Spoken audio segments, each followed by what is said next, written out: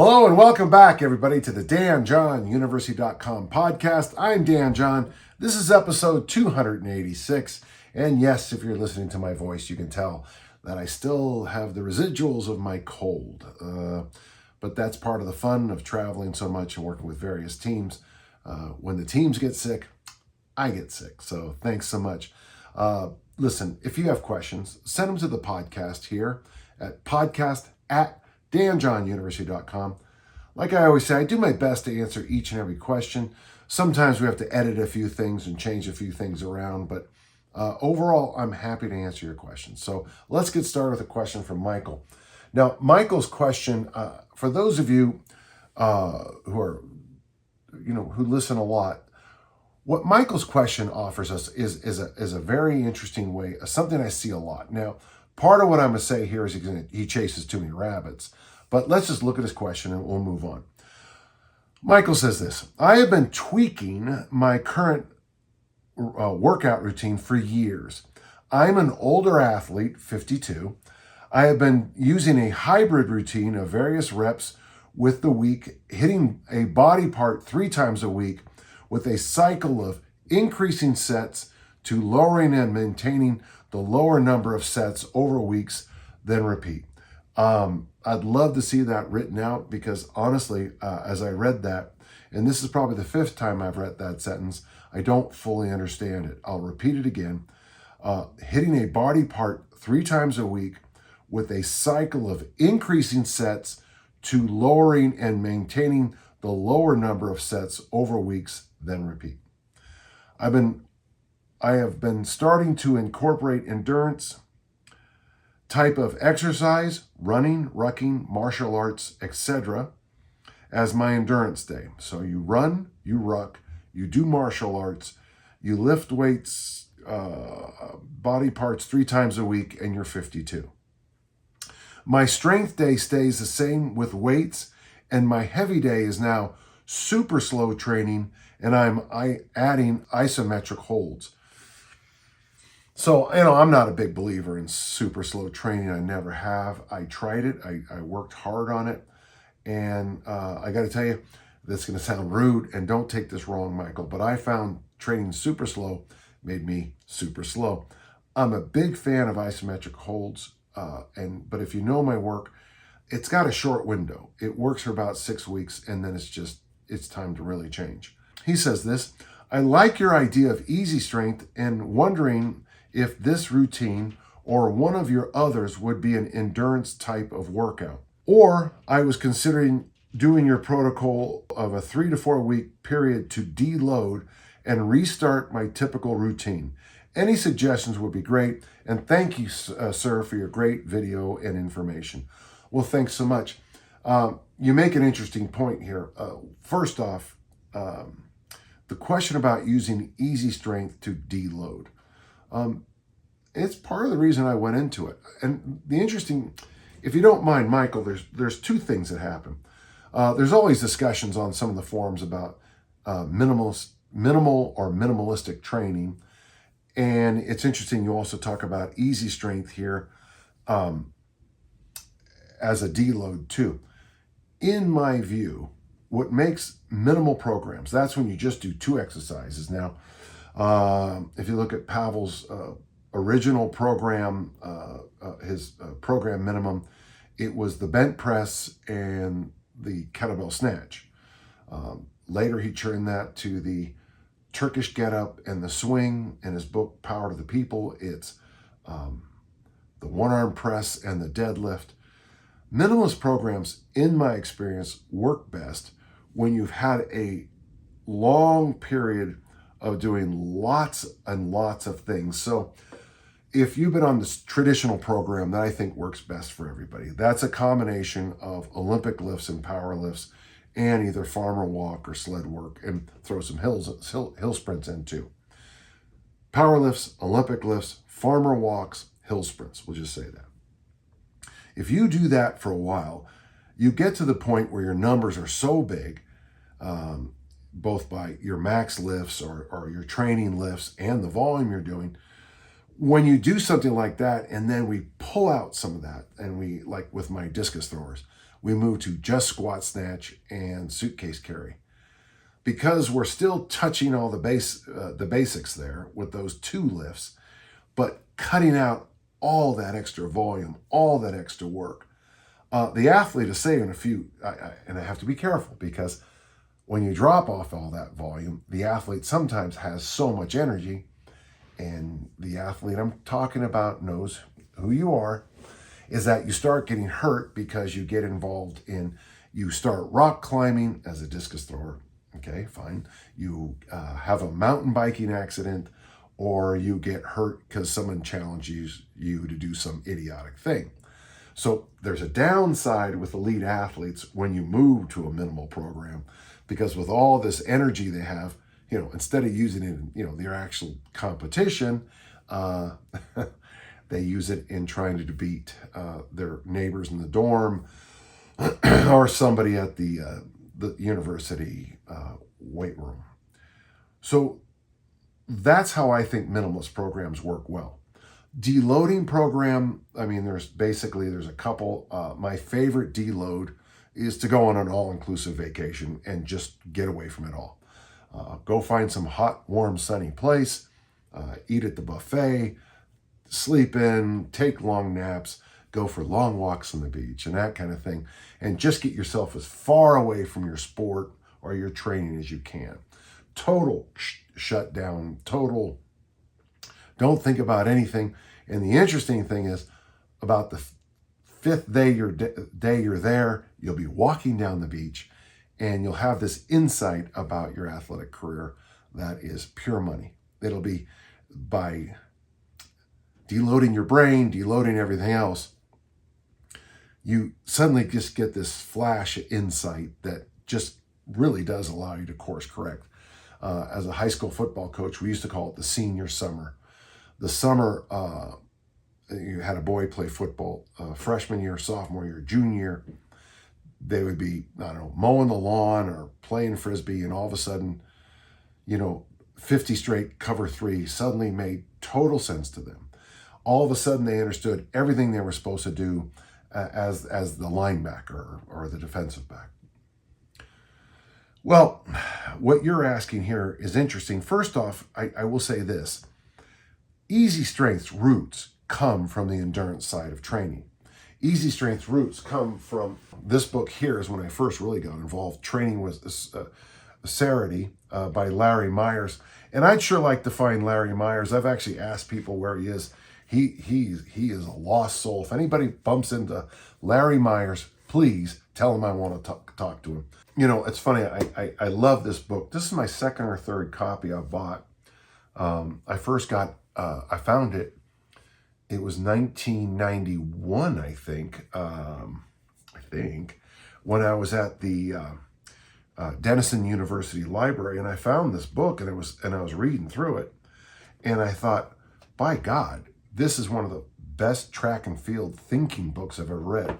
His training program for marathoners was he expected them to do a bodyweight bench press and a double bodyweight deadlift. That's where I got those 2 numbers that I've used my whole career. When I go to the Kettlebell forums, they're saying, Dan John thinks you ought to be able to deadlift double bodyweight. My thought was, yeah, if you're a marathoner, but if you're a strength athlete, you better be stronger than that. And that doesn't go over well. Easy strength is based on training marathoners, okay, as part of the roots of it. So the other issue I just wanted to bring up as I was reading this, easy strength is generally a 40-day workout. So if you train on easy strength 5 days a week over 8 weeks, that's 40 workouts. True, in my case, I tended to hit my best lifts after about day 22, but a lot of the reasons I did that is because I was very specific about the lifts I chose. Thick bar deadlift, which I really hadn't done before. Incline bench press, at the time I hadn't done it in literally decades.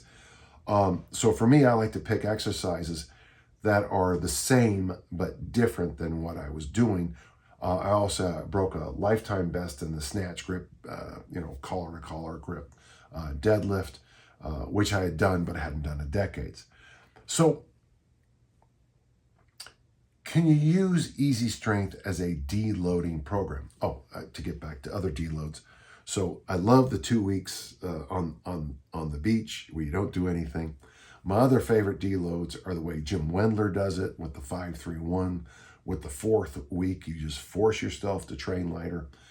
And the variation I like best, I got this from Tommy Cohn, the great Olympic lifter, is if you're an Olympic lifter, after the weightlifting meet, the following Monday, you bodybuild for a couple of weeks. And then when you find out you got another meet, you plug in your 8-week or 12-week training cycle, and then you move up to the next one. I was with Ed Cohen not long ago, the greatest powerlifter in history. And it was interesting, we talked about the same ideas. We basically circled around the same ideas with deloading. You, as an elite athlete, when you deload, it is either completely off or you lift weights, but you work on your weaknesses. Could you use an 8-week program like Easy Strength to deload? You probably could, but for me, I would say for one thing you need to do is at your age, you might be just doing, let's review what you told us. You hit body parts 3 times a week.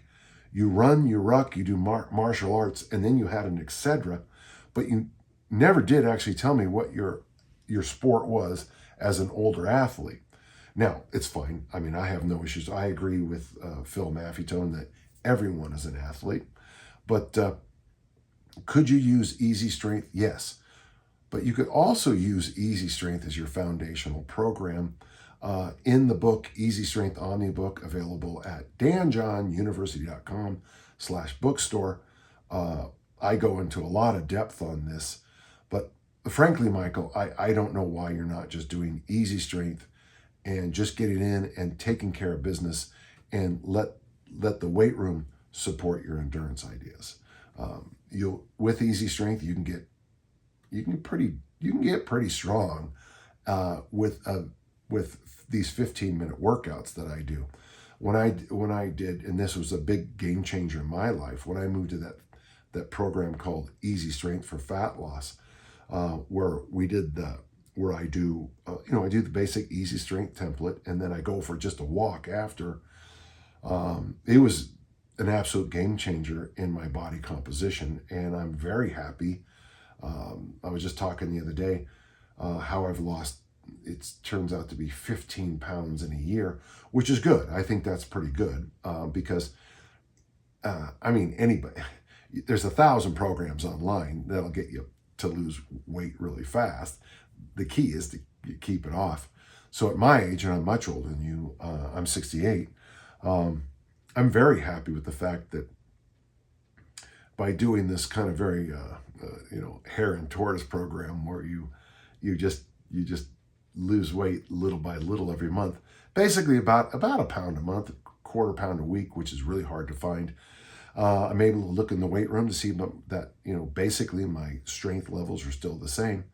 I think that's the way we want to do most things after probably age 35. Also, the other thing, Michael, as you at 52, I always tell people at about 55 plus is when you're really happy that you invested in your strength.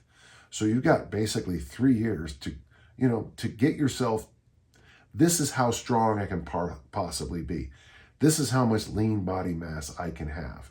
And the nice thing is, outside of, putting $100,000 into a IRA or Roth IRA at age 18, this is the best investment you can make in your life is the next 3 years in your strength and your lean body mass. I don't know how well I answered your question because I struggle a little bit with some of the things you were saying here, but can you use Easy Strength to deload? In your case, I think it's a great idea. The nice thing about Easy Strength, folks, is it's a 5-day a week. Well, it can be less. It could be 2 days. Like I say in the book, 2 days, 3 days, 5 days, they're all good.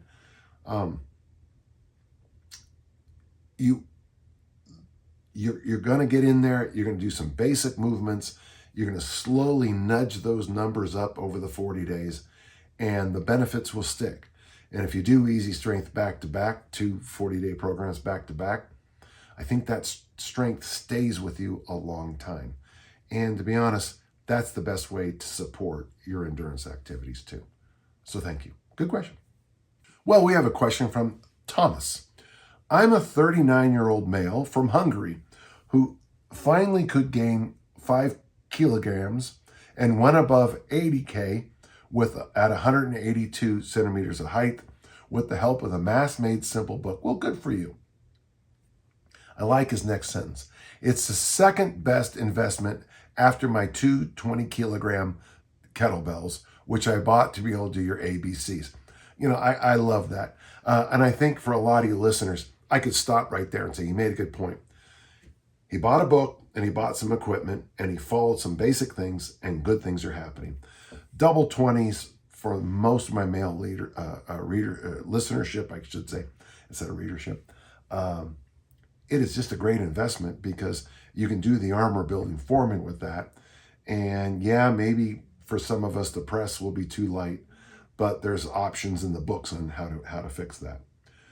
One of the things he says, and I like this, I really like the complexes, though I could only work up to 45 kilograms as the press limited me going above. So in Mass Made Simple, the complex is what I call complex C. And the reason I put the military press in there, Thomas, is to slow you down so you don't go too much. It's like in some of the snatch related complexes, the snatch slows you down because I know you can do snatch grip, deadlift, snatch grip, Romanian deadlifts, squats, maybe an overhead squats will be another one that holds you back. But I know you can do more weight on those, but that press limits you. And that's what I want, because I want you to do sets of 8, you know, and to make them look good. So he asked this, any advice on how to keep these complexes in my following programs, like Rite of Passage mixed with ABC? I gained some extra belly, which I do not intend to keep, and I will be walking a lot.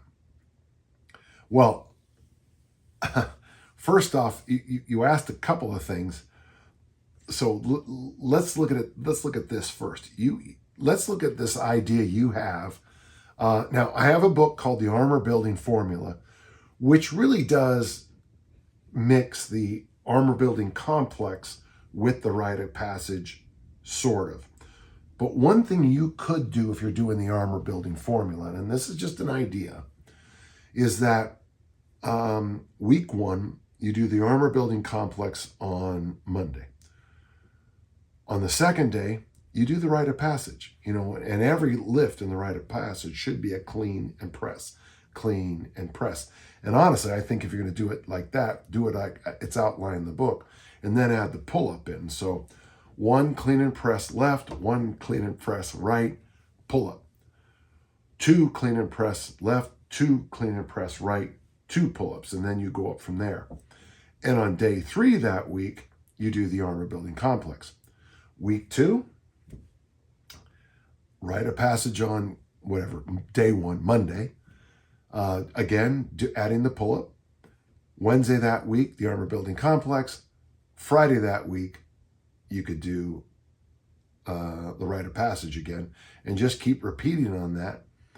Slowly increase the number of rounds with the ABC, and then slowly increase the number of clean and press and pull-up. Well, you go 1, 2, 3, 4, 5, but also increase. Let's do an easy day. So you can do 1, 2, 3, and then another round of 1, 2, 3, and then another round of 1, 2, 3. On a medium day, you'd add another 1, 2, 3. On the hard day, another 1, 2, 3. Be kind of fun. Now, you asked a specific question that I just wouldn't mind. You also said keeping the complexes in. If you're going to do the complexes and the armor building complex, I think we're now in that chasing too many rabbits position. Doing a barbell complex before the ABC, I'd suggest you just do more rounds of the ABC. But if you're going to do the Rite of Passage, one of the knocks on the Rite of Passage is there's no squat. And But if you were to do complexes as your warm-up to the rite of passage days, I think there's real value in there. So, folks, Thomas's question really opens a couple of interesting windows here. One thing I think is good here is that if you decide to do ABC, rite of passage, ABC, rite of passage, ABC, rite of passage, I don't think it's a bad program at all. Now, the devil's in the details, cliche time, and we all know that. The rite of passage by itself, when I did it to get ready for the San Jose RKC, it was a lot of work, and I was doing it 3 days a week. And I got to tell you, when I got to the day we do the 75 clean and presses, 75 clean and press left, 75 clean and press right, and the 75 pull-ups, that workout took a while, but it was great. So you're going to have to build in a little bit of your own variations, a little bit of your own, there's got to be a rhythm to it. Every day can't be more. You're going to have light days, medium days, heavy days. You're going to have to cycle it somehow, but I like the idea. And I may have to invent this after I finish this podcast, but this idea of doing the barbell complexes as a warm-up to the rite of passage, I think it's something to really think about. Not everyone obviously can do it. Not everybody has barbells, kettlebells, dumbbells, and all the other stuff. But if you have both, it's an interesting idea. So Thomas, thank you. And I hope you get something out of it, and really appreciate it. It's nice to hear somebody from Hungary. I've got great respect for your athletic tradition from your country. All right, thank you. Oh, and one tiny thing I just want to tell everybody before we move on. I used a lot of letters in answering Thomas's question, and I got to be careful about that. The ABC is the armor building complex, and you can find out more about that here in my podcast in the past. I show you lots of variations, a single bell variation, a double bell variation. I also said the armor building formula and a few other things. So for the armor building formula, which discusses the ABC complex and a pressing routine, go to my bookstore, danjohnuniversity.com/bookstore. It's also available at armorbuildingformula.com. And it'll give you great details, and I think it's a reasonably priced piece. For Mass Made Simple, you can go to On Target Publications, which is otpbooks.com, and you can also get it for that place that's named after a river in South America. I think it's important, and I appreciate, because Thomas said something, folks, that I think a lot of you miss. Thomas bought the book, and Thomas also picked up the kettlebells. And to really make this stuff work, you've got to make a financial commitment to the equipment. I've been buying equipment for myself since I mowed neighbors' lawns, and I did work. I worked every Wednesday night, and on Saturdays I mowed people's lawns to buy my first incline bench, additional weights for the barbell that we got in 1965. And I'm really proud of it, because it really put me on the right track. Once a month, I would walk over to the Rexall pharmacy, I think I got it right, and I would buy the new Strength and Health magazine. Why I didn't just simply subscribe was because my mom didn't trust sending a check to York Barbell Company, which I still look back with a little bit of smiles. Well, there you go. So it's important that you also invest and not just listen to podcasts. So thank you. Great question. Got a question from Mark. He says this: I'm doing the armor building formula right now, and I plan to take a week off and then follow with Mass Made Simple, which I just bought. Two back-to-back questions, same exact points. Kind of fun. I am a 62-year-old bike racer who wants to put on some bulk for once. Mark, I want you to make sure you think this through before I go any farther. If you're a bike racer and you put weight on, even if it's beautiful lean body mass, it's going to impact your racing. But let's continue. His question is this: how do I know under Mass Made Simple if I am gaining lean mass or just fat? I have already put on 5 pounds with armor building formula. My diet is good. Well, hey, it's 62. Putting on lean body mass is impressive, my friend.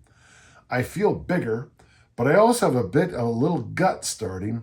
I weigh 150 pounds when racing, and now I am 157 pounds.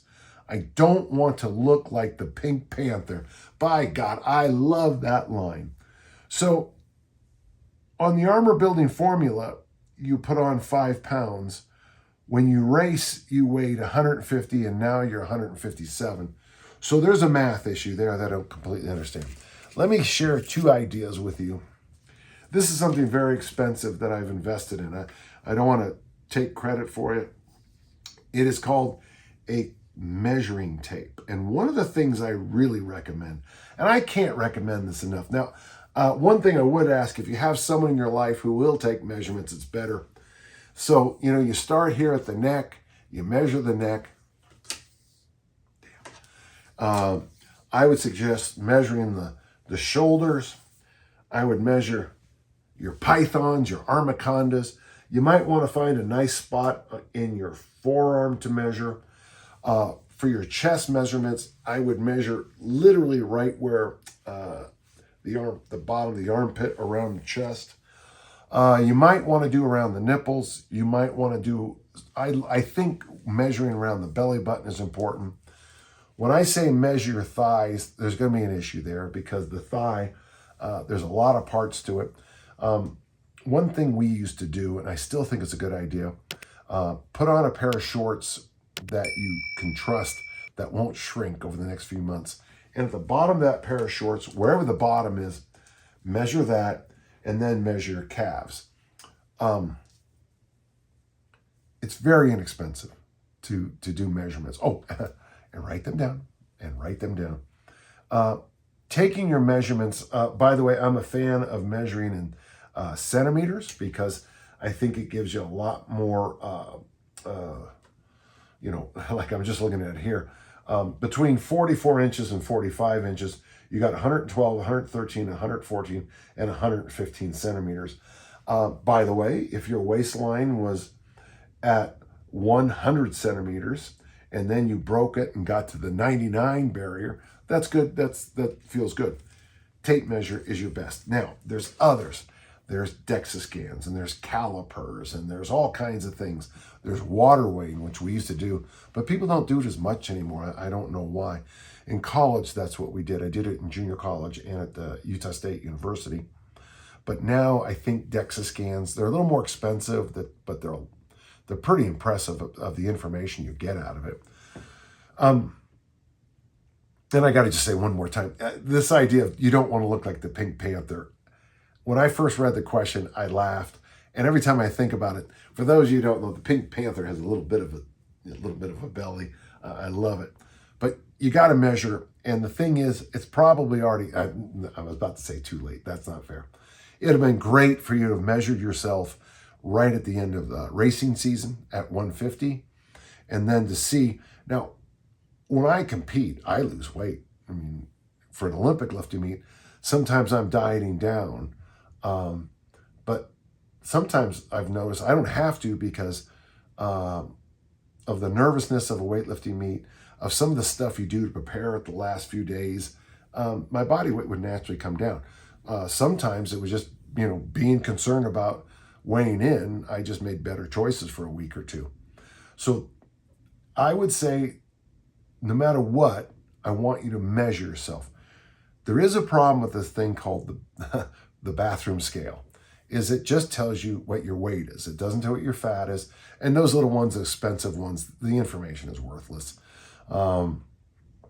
If you do an actual DEXA scan, you're going to get some information that you just honestly is money. I'm going to invest this year in that thing we have here in Utah where they do a whole body scan. It's basically a whole body MRI. And I guess you can see if you have cancers and stuff, which is impressive. But they also give you so much information about your bone density, how much your bones weigh. I mean, come on, that's valuable. How fat you are specifically in certain areas. It'd be interesting for you as a racer, because I would not be surprised if your thighs, don't have any body fat, but it'll be interesting where you do carry body fat. We have a guy in the neighborhood who does a lot of bike racing, and he has a good sized belly, but his legs look like he's getting ready for a bodybuilding competition because he's only using those 2 big pistons. So bodybuilding with the armor building formula and bodybuilding with Mass Made Simple are 2 good programs for the same goal. But with Mass Made Simple, remember, we were setting that up for American football players and rugby players and throwers, just to get just build that engine up as much as we can. If you choose, Mark, to do Mass Made Simple, I would suggest the 7-week variation, lifting 2 days a week, but do not chase all the excessive calories, the peanut butter and jelly sandwiches and all those things, okay? If you're doing the armor building formula, I think that might be a better variation for you, but at your body weight, I would go with the 165 numbers, but maybe even the 135 numbers as you read the book.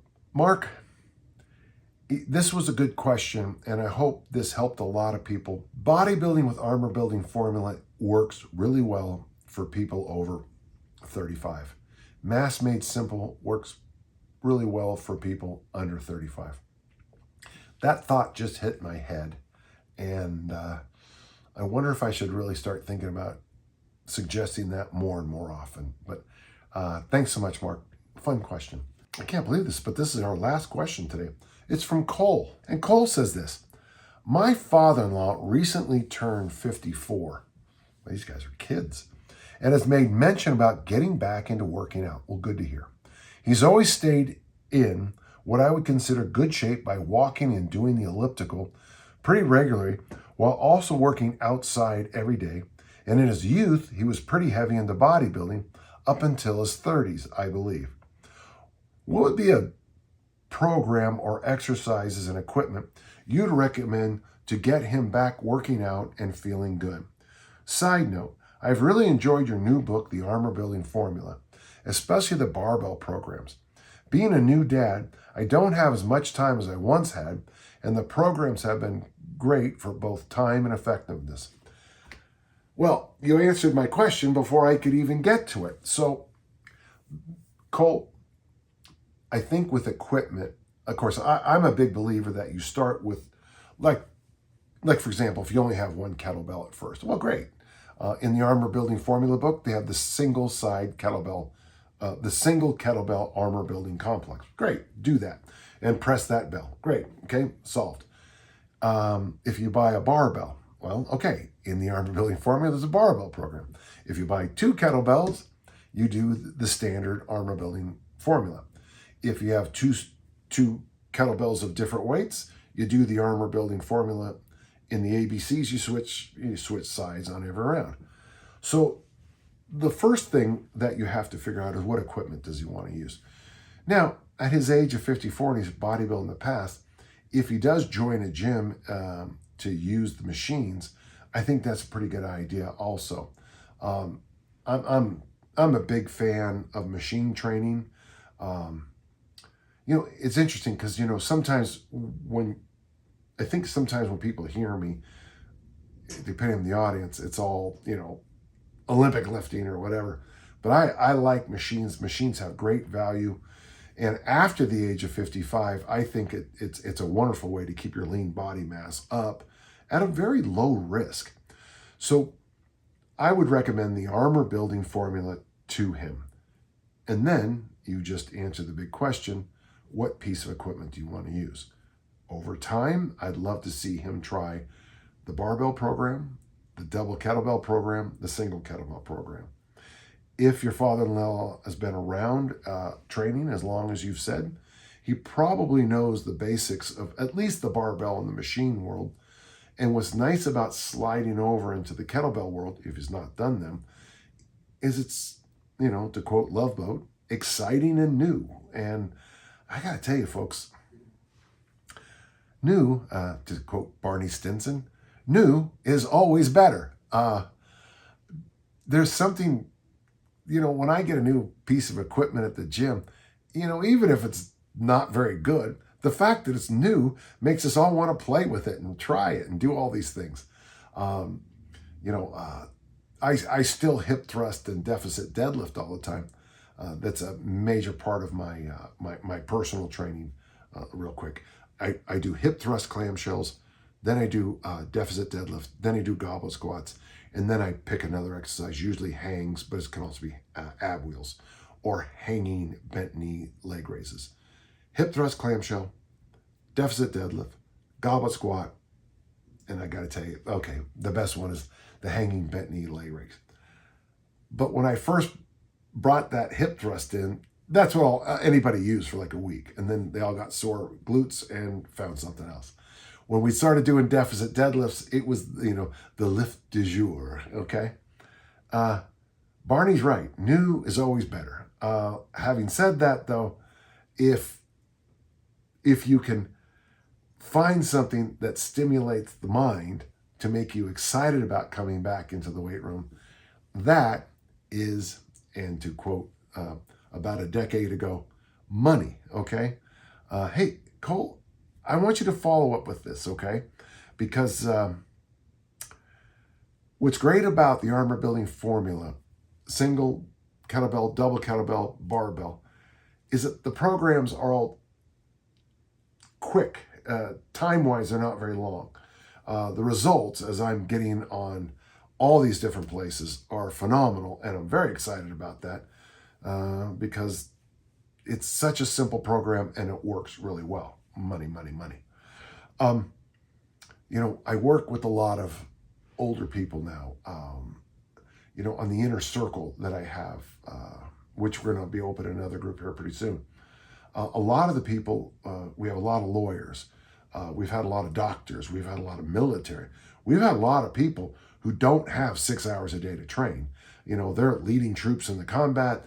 They're fighting court cases. They're saving lives. I'm thinking of somebody, we got EMT drivers. We've got people who, we've got busy dads. We've got, people with, we got women who get their workouts in and then coach other people and then do volunteer work. We got people with busy schedules. What's nice about the ABF, the Armor Building Complex especially, it's very time friendly. I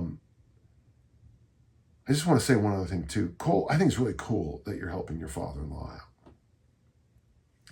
I think that's, it's nice to hear that. I have two son-in-laws, and it's nice when I do things with them. I think the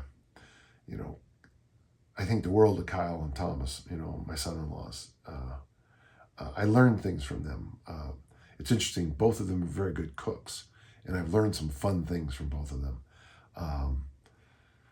Thomas loves baseball and golfing, and it's funny because when we talk about those sports, my brain is translating that into, discus and hammer and shot put and javelin. Kyle is an engineer, and he's really helped me. The one company he worked with did medicines and supplements. And when you talk to somebody who actually works on the medicine supplement side, it sort of changes your brain about how you look at medicines and supplements. So I think it's wonderful, Cole, as I finish up here, that you're doing this with your father-in-law. And that's a good sign. And it tells me that you married well, okay? Well, good to you, good for you. And I hope I answered your question. Let's just get a piece of equipment and let's start getting to work. Wow, I can't believe how quick this episode was, but I really appreciate it. Remember, if you have questions, send them to the podcast at this address, podcast@danjohnuniversity.com. I'm happy to answer any questions. It was interesting this week because I felt like there was a real mix of mass-made simple questions. Remember, you can get that at otpbooks.com. And if you get it there, you get all the additional stuff. If you go to that place with the river place in South America, you You get the book, but you don't get anything else with it. And then Armor Building Formula is available at armorbuildingformula.com or danjohnuniversity.com /bookstore. Okay. Well, that was a great episode. I enjoyed it. I was struggling with my voice because of my little cold right now. But until next time, let's all keep on lifting and learning. Thank you.